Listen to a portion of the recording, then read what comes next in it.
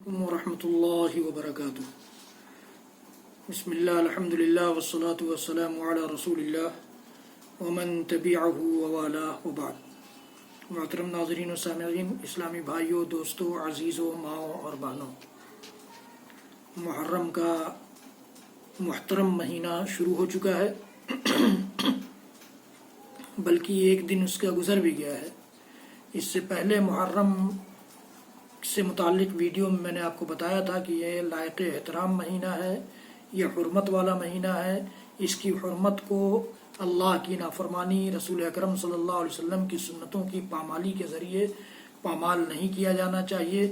اس مہینے میں ہر قسم کے چھوٹے بڑے ظلم سے اپنے آپ کو باز رکھنا چاہیے۔ یہ میں نے آپ کو اس سے پہلے کی ویڈیو میں بتایا ہے۔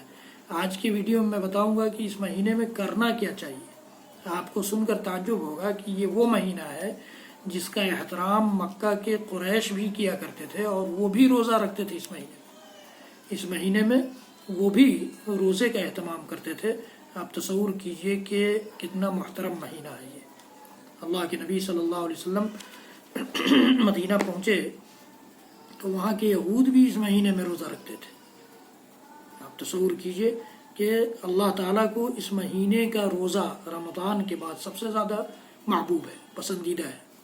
اللہ کے نبی صلی اللہ علیہ وسلم کی حدیث گرامی ہے کہ رمضان کے روزوں کے بعد سب سے افضل روزہ اللہ کے محترم مہینے محرم کا روزہ ہے۔ اللہ کا مہینہ، اللہ کے رسول صلی اللہ علیہ وسلم نے اس کو قرار دیا، یہ اللہ کا مہینہ ہے، شہر اللہ المحرم۔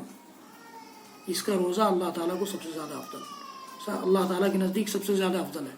جس طرح سے فرض نمازوں کے بعد سب سے زیادہ افضل نماز رات کی نماز ہے، تہجد کی نماز ہے، قیام اللیل ہے، اسی طرح سے فرض روزوں کے بعد سب سے زیادہ افضل روزہ یہ محرم میں رکھا جانے والا روزہ ہے۔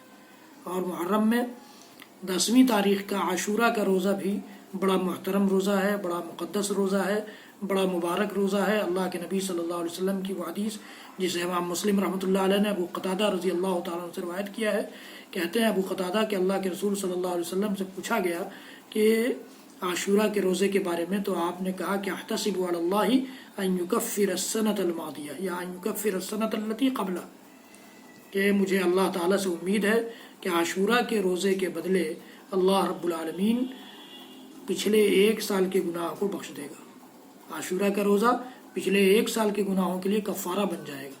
تو یہ اتنا اہم مہینہ ہے۔ اس عاشورہ کے دن ہم کیا کرتے ہیں؟ شربت بانٹتے ہیں، انا للہ و انا الیہ راجعون۔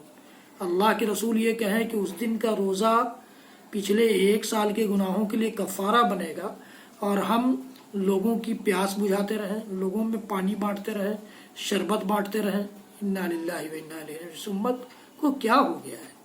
یہ امت کہاں چلی گئی ہے؟ کہاں جا رہی ہے؟ اللہ کے نبی صلی اللہ علیہ وسلم مدینہ پہنچے تو معلوم ہوا کہ یہودی 10ویں تاریخ کا روزہ رکھتے ہیں محرم کی۔ تو معلوم کیا گیا کہ وجہ کیا ہے، تو انہوں نے کہا کہ اسی تاریخ کو اللہ تعالیٰ نے فرعون کے مظالم سے موسیٰ علیہ السلام کو نجات دی تھی۔ تو اللہ کے رسول صلی اللہ علیہ وسلم نے فرمایا تھا کہ ہم مسلمان تمہارے نبی موسیٰ علیہ السلام کے زیادہ حقدار ہیں کہ ان کی نجات پر ہم خوشی منائیں۔ پھر اللہ کے نبی صلی اللہ علیہ وسلم نے یہ فرمایا کہ جب یہ لوگ بھی روزہ رکھتے ہیں اس دن، تو ہم اپنے روزے اور ان کے روزے میں فرق کرنے کے لیے اللہ کے نبی صلی اللہ علیہ وسلم کی صحیح مسلم کی روایت ہے، عبداللہ بن عباس رضی اللہ تعالیٰ عنہ راوی ہیں اس کے، کہتے ہیں کہ اللہ کے رسول صلی اللہ علیہ وسلم نے فرمایا لئن بقیت الی قابل لأصومن التاسع، میں آئندہ سال اگر زندہ رہا، باقی رہا، دنیا میں رہا، تو میں ضرور بضرور 9ویں تاریخ کا روزہ رکھوں گا۔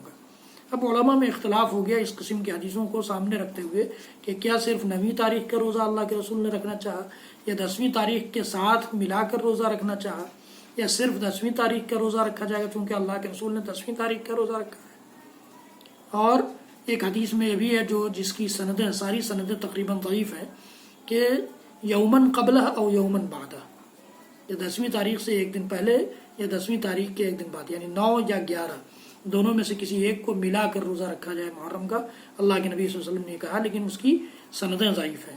تو یہ 3 طرح کے اقوال آ گئے کہ یا تو تینوں دن کا روزہ رکھا جائے 9، 10، 11، یا صرف 9، 10 رکھا جائے، یا صرف 10 رکھا جائے یا صرف 9 رکھا جائے، لیکن اس سلسلے میں علماء کرام نے، محدثین اعظام نے، شارحین احادیث نے صحیح تر اور راجح قول یہ قرار دیا ہے کہ 9ویں اور 10ویں تاریخ کے روزے کا اہتمام کیا جائے۔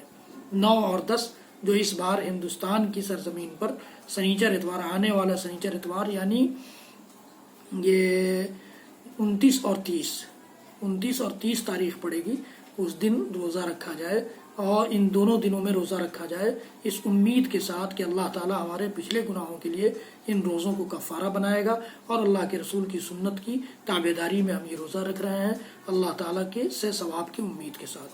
یہ کام محرم میں کیے جانے چاہیے، جن کو ہم نے بھلا دیا، شربت بانٹنا شروع کر دیا، سبیل لگانا شروع کر دیا، پانی بانٹنا شروع کر دیا، لوگوں کو پانی پلانا شروع کر دیا، حلوہ کھلانا شروع کر دیا، یہ ساری چیزیں، ان ساری چیزوں سے ہمیں بچنا چاہیے۔ انشاءاللہ العزیز محرم کے خرافات سے متعلق کچھ اور باتیں آئندہ عرض کروں گا۔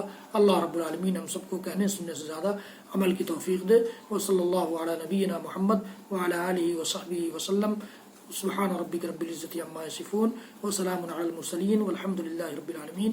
میرے اور ویڈیو دیکھنے کے لیے یوٹیوب پر جائیے اور شاہد اقبال سنابلی ٹائپ کیجئے، میرے سارے ویڈیوز دیکھیے، چاہے وہ قیامت کا دھماکہ سیریز ہو، چاہے آؤ نبی کی نماز سیکھیں سیریز ہو، چاہے ریاض الصالحین احادیث کی سیریز ہو، چاہے وہ قرآن پاک قرآن سیکھو سیریز ہو، ان سب سیریز کو دیکھیے اور فائدہ اٹھائیے، اپنے لیے میرے لیے صدقہ جاریہ بنائیے، شیئر کیجیے، میرے چینل کو سبسکرائب کیجیے، بیل آئیکن ضرور دبائیے۔ والسلام علیکم ورحمۃ اللہ وبرکاتہ۔